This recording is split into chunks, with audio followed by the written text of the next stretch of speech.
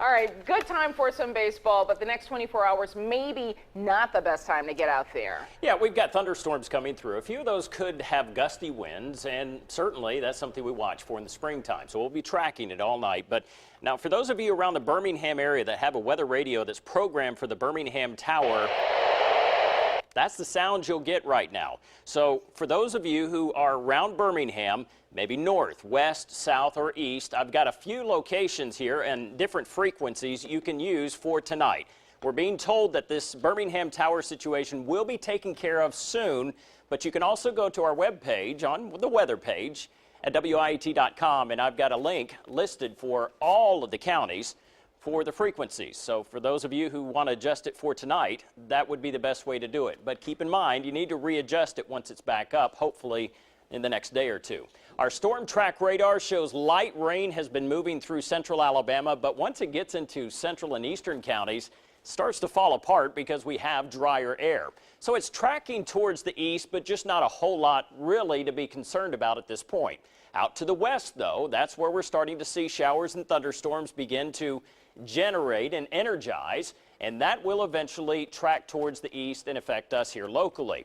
Here's a look at the Storm Prediction Center's slight risk for severe thunderstorms for the remainder of today. That will be up until about midnight. That includes all of Mississippi, but none of Alabama's counties. As we get into the overnight and into early tomorrow morning, the slight risk does include places like Walker County, as well as Jefferson, Shelby, Talladega, Calhoun, and Etowah counties. Keep in mind, with a slight risk, that means there will be thunderstorms that could reach severe limits briefly, and that means winds in excess of 60 miles per hour. And with a setup like this, there's always the possibility with a line of thunderstorms, we have a small spin-up tornado along the line. That's why we're going to be watching this carefully. We'll be tracking it all night for you, and we'll have information if needed as we go through the overnight and into early tomorrow. Here's our Storm Track Futurecast at 2 o'clock in the morning. Here comes the rain, and right behind that, there are the thunderstorms. 4 o'clock moving across the state line into Birmingham by 6 a.m. and then east of Birmingham by about 8. And then we're just looking at rain. But we're not done with the thunder showers just yet. As we get into tomorrow's forecast, notice a few more thunderstorms starting to develop.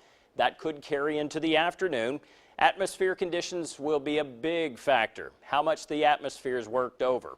And you can see our model data by 2 o'clock showing another round of thunderstorms popping up.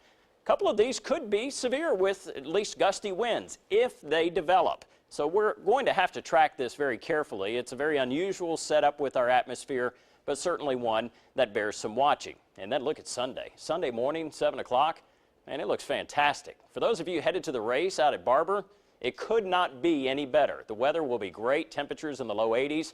Take some sunscreen, though, because it will be very sunny.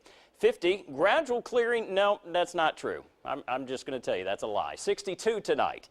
My graphic, for some reason, is at war with me, but you'll see that we do have a great day Sunday and Monday. And notice Tuesday night into Wednesday, another shot at showers and maybe a passing thunderstorm with the temperatures cooling down just a bit. Jerry?